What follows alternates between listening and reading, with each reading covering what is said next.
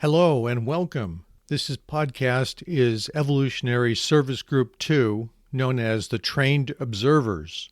I'm going to open with a quote. Truth ought to be presented in such a way that it convinces without binding, and that it may appeal even without convincing, and only the language of the heart can accomplish this. This is by an unknown person. Primary objective of the trained observers is to dispel illusion at the mental and emotional level and bring light of truth and understanding into dark places. This allows the truth and events to be clearly seen and known and is closely connected with the spiritual hierarchy's task of dissipation of world illusion. He or she, the trained observer, holds that the physical objective plane of thought and emotion is not the highest reality man can reach. As strange as it sounds, the masters consider the emotional plane as non-existent, as they have completely transcended it and exist within a consciousness of pure love, pure reason, and non-reactivity.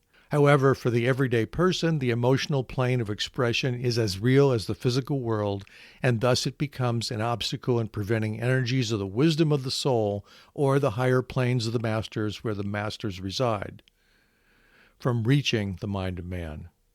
The emotional plane, like a thick fog, is made up of mistruths, distortions, and deceptions. This fog can be penetrated with the bright light of the soul, resulting in direct knowledge, truth, understanding, right interpretation pouring forth, and the world of causes is revealed. From this activity, the trained observers see the quality, the purpose, the significance, and the meaning of a particular subject. When connecting with the soul, the individual's abstract mind, that is, the space between their conceptual mind and the soul, is used as a conduit for connecting with the higher plane, such as bringing forth the intuition. This results in a highly developed esoteric sense of seeing and knowing. This plane brings forth light and brings illumination to mankind. For the observer, the intuitive perception is based on direct knowledge and the use of telepathy for receiving impressions. If the service worker has telepathy functioning, the intuitive faculty is facilitated. Thus, the observer can act as a communication link between the plane of illumination in the mind and pure reason and the emotional plane. So, who or what is the trained observer? When the trained observer becomes skilled in this work, he or she is able to employ right observation of events and situations and has the capacity to withdraw him or herself from the center of activity. A trained observer needs to have the ability to simultaneously live as the soul in the subjective world while functioning in the objective physical world. This is living in the world but not identified or attached to the things of the objective reality. This requires the observer to have a conscious contact and alignment with the soul and the ability for sustaining that relationship. Initially, this would require the energy of will. If the observer is to function in and observe the world of illusion, he must be able to be dispassionate, learn to direct and channel the energies appropriately. When enough trained observers are functioning in this way, they will not only help break up existing illusion, but also dissipate ancient and pernicious thoughts, such as warlike tendencies, energies of hate, and separativeness.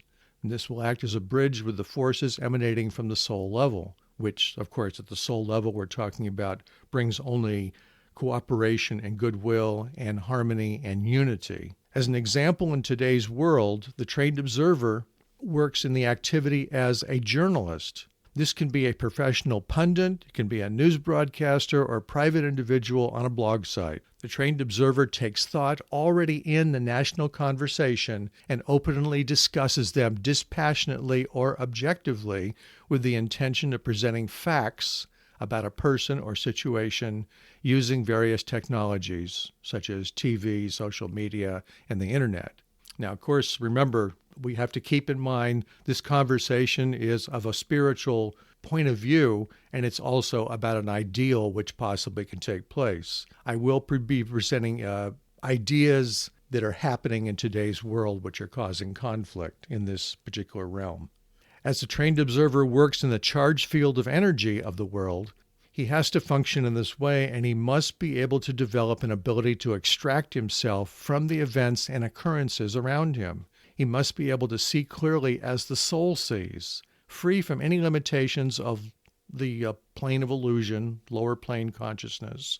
In essence, a trained observer must spiritually know himself and methods for dissipating the illusion within the emotional self, part of the self and the mind, and bring forth the application of the light of the soul.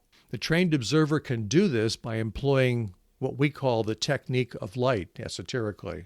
This involves the individual personality working in close cooperation with the soul by shining a bright light of truth. The energy of the light of the truth is coming from the soul, and that shines on the deception or illusion. So, for example, if you have some type of form of bigotry or prejudice or hate or some energy like that you see, you take this energy from the soul, which is unity and love and harmony, and you blend that with that separative energy, dissipates the energy. It weakens it and negates it and neutralizes it over time.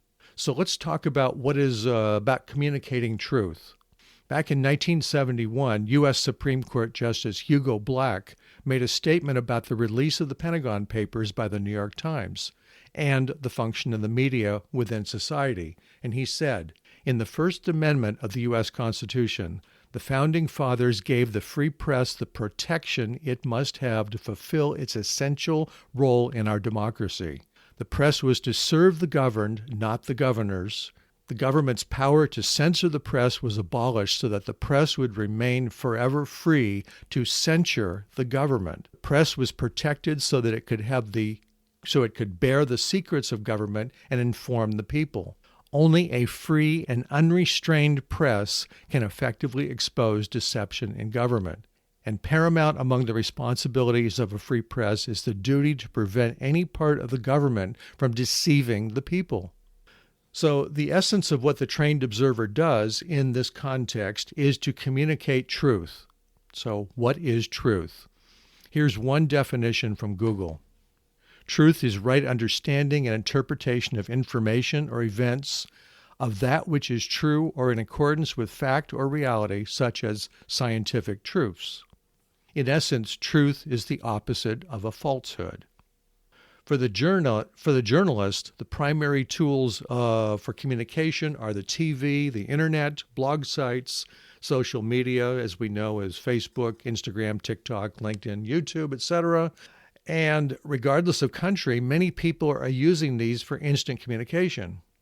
With so many forms of technology to choose from, many are using them to spread higher truths and values through podcasts, webinars, and conferences. However, the opposite is also happening with those who have the intent of spreading lies and deception. Thus, they are subverting truth. The trained observer's work here is to discern and communicate the truth objectively in a global political and social media. Regardless of the distortions in the media, the trained observers have left an influence on how journalists and individual thinkers and intellectuals and philosophers deal with corruption and deception in government and society. It is expressed through newscasters posting questions, fact-checking, and challenging anybody that is not practicing integrity or transparency. Many journalists conduct investigations into a person or group within a corporation or a government with the purpose of exposing corruption and lies. A famous example of this was with two investigative journalists back in the 1970s who investigated and broke the story about the Watergate scandal. And through their efforts, they exposed the corruption to help bring down President Nixon in 1974. So let's talk about deception in the news in what's called the post-truth era. The term post-truth era originated here in the 21st century, and it indicates that emotions and personal beliefs seem to carry more weight than objective facts in public discourse. Major media outlets of today's world use pundits or talking heads to discuss issues society is grappling with, and their purpose is to be representative of a national conversation by objectively analyzing or talking about certain current issues from different angles. Okay, on the face of it, that is just a very neutral observation. However, many of the pundits strive to give objective reporting, but some news organizations editorialize or place undue divisive or distorting overtones in the news instead of reporting it dispassionately and objectively. This type of news broadcast is not interested in reporting facts, but wants to evoke an emotional response in the viewer. This is called post-truth. Post-truth relates to circumstances in which the objective facts are less influential in shaping public opinion and appeals to emotion and personal belief. This type of reporting can be traced back to the 19th century or early 20th century. You could actually 19th century where yellow journalism was popular, but in the early 20th century, it was Edward Bernays, the founder of public relations, who wrote books on how to influence society and public opinion using advertising images, words, slogans, and news headlines. He developed techniques to influence individuals' free will, thoughts and fears, and desires for economic and political gain. In the decades that followed, the American Tobacco Company, the CIA, advertisers, and politicians took notice and profited at the expense of the public. In short, the trained observer needs to insulate himself from the mental and emotional distortions by being well-read, practice discernment and discrimination with information from whatever source it is received. Let's talk about the forces of deception. In the spirit of evolution of the human kingdom of our planet, we hold that service workers who are aligned with the evolution of consciousness are in direct opposition to those who are promoting lies and deception and are facilitating the forces of involution, or not wanting humanity to spiritually progress. From the Alice Bailey teachings, one of her books called Externalization of the Hierarchy, the Tibetan master said, "The forces of darkness, or naysayers, are powerful energies, and they are working to bring blindness to the peoples and feed steadily the existing fires of hate, separativeness, and criticism. Hence, they are the forces of crystallization, and they hold back the forces of evolution and the progress for their own ends." A person with a measure of soul integration will know what is truthful. Much of today's media is filled with deception and lies and fake news and untruths. With a near constant barrage of deception in the media, people can see this misinformation as a distortion and believe it as truth or reality.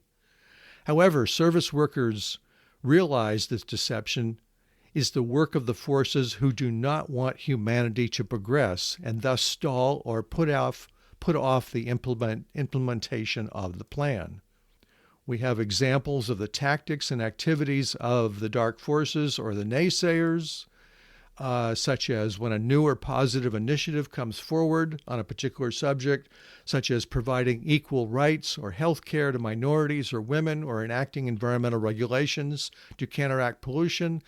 The forces of darkness, the naysayers, they counter with doubt to maintain the status quo and keep and maintain power to thwart change. In effort, all that is nurturing, protecting, and life-giving for humanity is blocked. The forces of deception, they are thwarting the influence of already existing political alliances between nations, such as with NATO and other treaties. Regarding climate change, the United Nations and most countries around the world have conducted scientific studies and conclude the world is already experiencing the effects of severe climate change. However, in the United States, many conservatives say climate change is a hoax and that science is neither there or it's ambiguous. Interestingly, separate reports from the Pentagon, the CIA, NASA, and NOAA run counter to the politics of the conservatives and acknowledge the world's climate is indeed changing. Virtually all government reports indicate climate change will affect national security and the U.S. economy and kill thousands of people in America alone, let alone the rest of the world, unless stringent measures are taken to counter or mitigate it. From stories in the news of a continual changing world, a person who is aligned with his soul will know what is truthful through his or her own ability for discernment and intuitive response. Service workers realize that deception is an illusion cast onto the public. Some of the greater tasks for the trained observers. From the Alice Bailey teachings, a significant task is outlined for the trained observers to accomplish. Service workers in this group must learn the significance of illumination of their mind, received in meditation, and the necessity to work with the soul's light as a group for the dissipation of illusion, both mentally and emotionally. Later, when the Aquarian civilization is being revealed, this will facilitate the task of dissipating the world illusion more rapidly by groups and key persons as points of energy through which the forces of the Christ will be focused.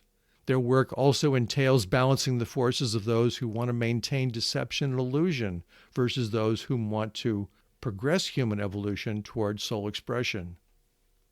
We'll talk a little bit now about self-knowledge in communication. When the trained observer works in the charged field of energy, such as the emotional plane, he must be able to develop an ability to extract himself from the events and occurrences around him. For this, he must spiritually know himself. This means he must learn to see as clearly as the soul sees, free from the limitation of lower tendencies, of hate and separatism and anger, for example. When we tune into the world events of which we are all a part, our hearts and minds are sincerely impacted by so much needless pain and suffering in the world. It should be said, if we want to manifest this brave new world, we must ourselves become agents of change. This requires the spiritual worker to be clear of who he or she is when engaging people and situations. As a guidepost, we can look at the rules and the commandments of the Yoga Sutras by Patanjali for practicing right human relations. We should be practicing, or the trained observer should be practicing harmlessness by speaking truth through the right use of speech. Should put aside the lower mind biases and contact the soul for inspiration and discovering truth. This directly relates to the use of speech and imparting truth in all that is expressed through the medium of the voice and the organs of sound. There should be an abstention from theft. This is one of the from the Yoga Sutras. The service worker is precise in all his activities and his consciousness, and directly relates him to not taking or appropriating anything that does not belong to him. Within the mind, it must be developed to become telepathically sensitive in two directions, that is, toward the world of the soul and toward the world of men. This relates to using the esoteric sense, which I'll talk about shortly, where we live both subjectively and overtly in the world. When the service worker embraces these values in rules and commandments, he becomes the caretaker of his own evolution. This includes being a good steward toward the planet, and this is our only home, as we must protect the land, the water, and the air so everyone can flourish in a clean environment now and into the future. Talk about now the cultivation of what's called the esoteric sense. The esoteric sense is a term that denotes a gradually developing spiritual faculty in the spiritually conscious individual who is aligned with his soul. Esoteric sense is about having the ability to continuously live as the soul in the subjective world while also functioning in the objective world. So a person will be sensitive to what he experiences in meditation, and he brings that same sensitivity into the world in his form of communication. This, in a layman's terms of understanding, is how to live in the world but not be of this world. To consciously live the life of the soul in the ordinary daily existence and to keep up the energy and sustain the tension, this requires more than just the energy of the will. The esoteric sense allows the individual to live and function subjectively on mental and emotional levels. So you have a sense of the soul in meditation, you mentally are aware of that, and you might emotionally feel it too. The spiritually conscious individual holds an attitude which allows him to orient in both the inner and the outer planes. Here he could also be tuning into the news or listening to, for example, a TED Talk and be able to discern the deeper meaning from a given topic. This individual will possess a constant inner contact with his or her soul, and this marks a transcendence of personality issues and allows him to have complete control over his emotional life. So as a result, you become a clearer instrument for enabling the plan, the divine plan, and for allowing the higher soul concepts and impressions to be registered. This individual will be able to actively demonstrate love and wisdom in all that he does through goodwill and loving understanding and communication. He will be able to mentally tune into the realms of thought and ideas. He can choose those concepts and ideas which will be recognized by the world of everyday thinking and living.